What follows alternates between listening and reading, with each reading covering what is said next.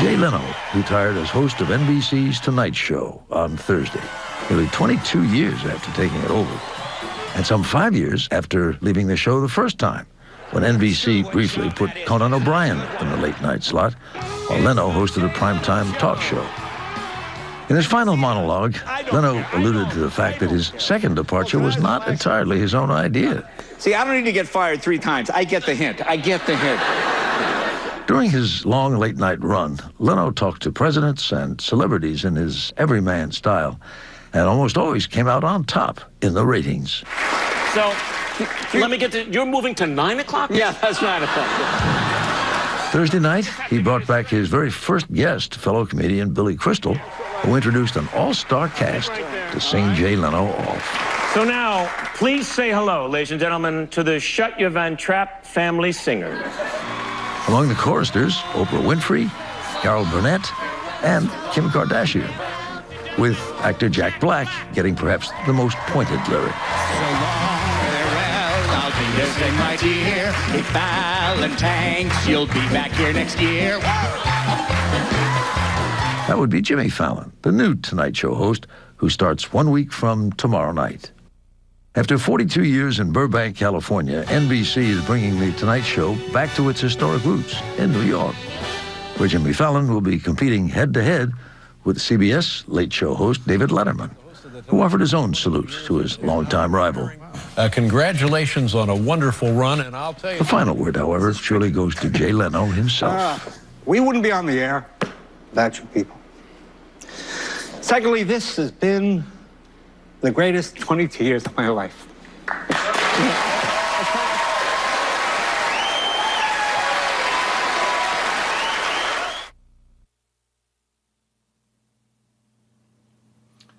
This is Monday, February 10th, 2014. And I wanted to comment a little on Jay Leno and his leaving The Tonight Show. I thought that little piece that you just saw there was probably not his decision. I can imagine, especially those first people that showed up out there singing his goodbye, he took some of the harshest jabs at. I know that from having watched the show for many years off and on. But I just wanted to point that out. And, you know, that he is kind of a straight shooter. And although he's a comedian, nevertheless, he has the ability as an intelligent man to reveal truths about concerning different people, because he's a people person. His job was all about people. You know, meeting the guests, interviewing them, and poking jabs at them. And, you know, one can tell when he was doing it strictly playfully, let's say, and when really there was some substance behind the jab. And I know that he took some jabs at President Obama. And, you know, it's sad to think that this might be the cause of his dismissal. But I wouldn't be surprised at all, because the politicians wield great power, and they are the political class, and they are in cahoots with the banking class, the money printing class. You know, the folks that own the copyright to the magic elixir, the money. So you can understand behind the scenes in these big movie studios like NBC, they wield great power. And, you know, I believe that Jay Leno is a very decent human being. I really do. I believe he's got integrity. He's a down-to-earth guy. He's the kind of guy that just because he's rich, you know what, you could be friends with him. And he's a regular guy. He likes to dink around with his cars. And, you know, he's down to earth, and I respect the man. And, you know, I can tell he's super intelligent. Most comedians are very intelligent people. You got to be funny in a world that's filled with so much genuine pain. It's pretty tough. But he's the kind of guy that I believe is ready for the truth, the whole truth, and nothing but the truth. I found out that he is a listener of InfoWars and Alex Jones, a radio talk show host out of Austin, Texas, who I admire immensely. I believe that Jay Leno is a brave man, and you know what? And if he was threatened, that he would really take that with a grain of salt. He would not want to accept that. You know, anybody that would threaten, you know, the ilk of Alex Jones or Jay Leno or any other high-profile, prominent figure out there is that really asking for big trouble, because they're the kind of people that can fight back, and they also have power. They got bread, and you know, they can have some very highfalutin people arrested if they believe they're guilty. And this is where society really has to focus. And we don't see the mainstream media leading us in this direction. I mean, we all hear about the crime out there. I mean, my whole life I've been hearing about crime. How often does the mainstream media discuss why we have the crime? What is the major cause of crime? Do they ever tell the public that it's poverty? And once we go, oh yeah, that's right, most of the crime is committed because of financial desperation. You know, does the mainstream media ever lead us down the path of understanding, of coming out of Babylon, coming out of confusion, and really understand what's going on here? And I contend they do not. And you know, then once we say, well, why is there poverty? So let's dig deeper and see what is the main driver of poverty.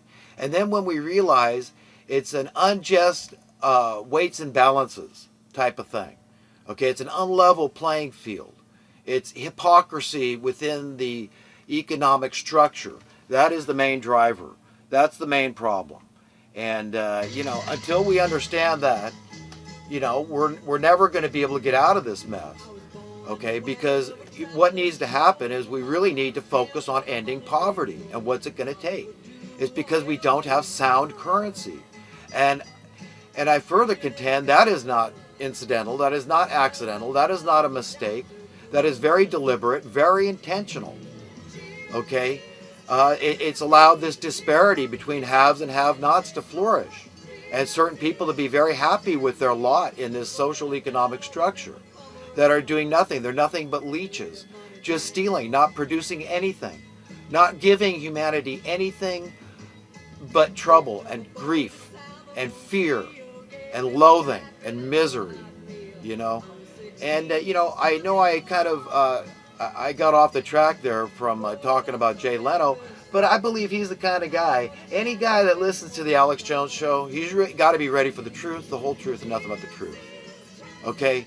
And it isn't pretty, but we need to know it. Okay? You know, we really need to understand what we are up against. We need to be, like Jesus said, as shrewd as serpents, but as innocent as doves. We do not want to be stupid people. Okay? I'm not going willingly to be murdered, and I don't suggest that you either. Okay? But this is what these people at the top are after. Okay? The most powerful people, those people with the copyright, and their political henchmen, their minions, okay, they're whores. Okay? Not all of them, but it doesn't take all of them to have a very powerful cadre of murderous criminals who would stop at nothing. If you think destroying the nations of the world financially means squat to them, that's puny genocide, because it is genocide, because extreme oppression through poverty, austerity, causes death. It's a matter of fact. Okay? People are not going hungry in the world.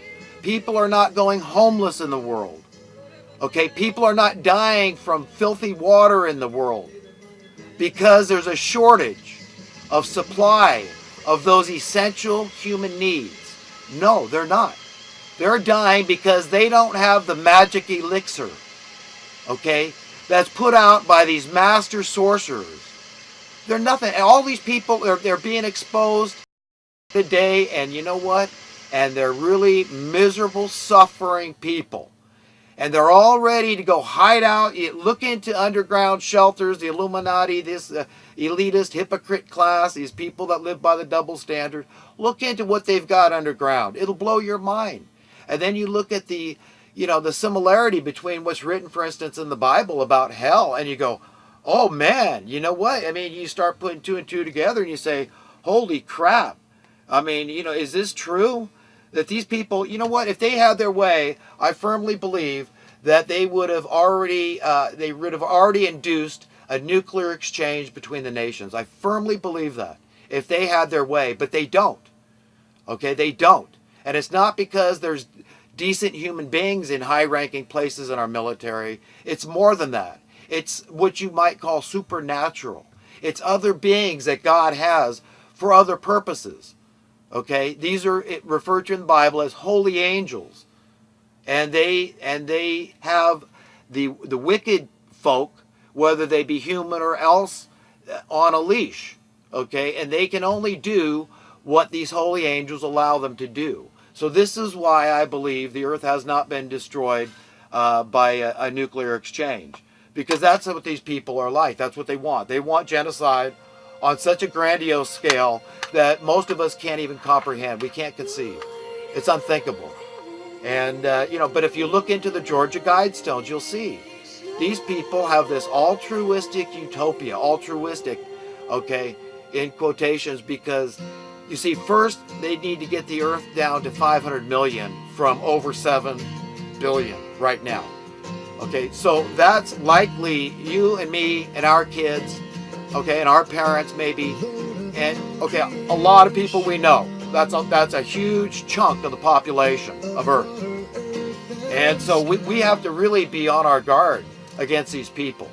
And then they want to start, hey, we got to start taking people's guns and all this. And we got to hear it from the likes of people like Dianne Feinstein, who's packing heat, who's got armed bodyguards, and other people like this in the system, in prominent places. And this political class are in prominent places.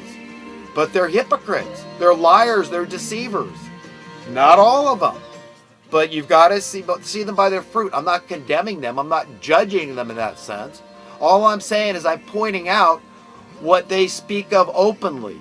Like Dianne Feinstein, want Mr. and Mrs. America, turn in your guns. I mean, that's ridiculous. You have a right to self-defense. I think women of all the humans out there should be most concerned about this.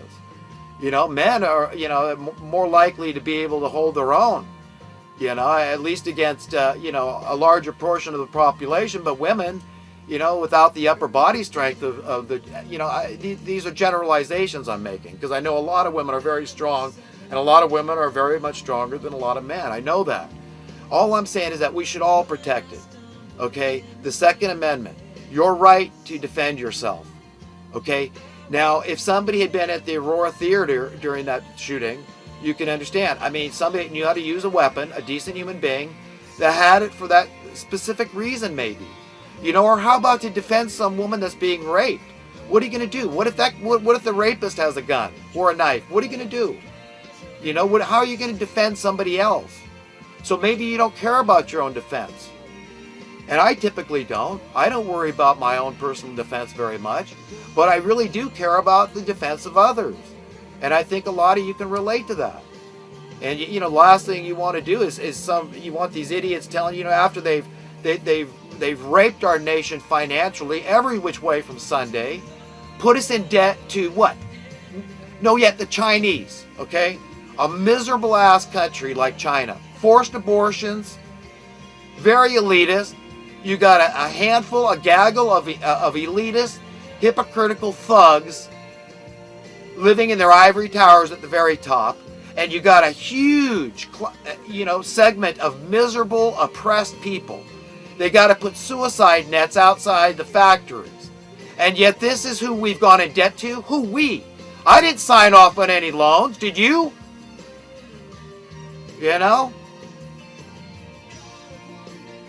No, but these people did. And they put us not only in debt to the nth generation, in perpetuity. That means forever is what they want.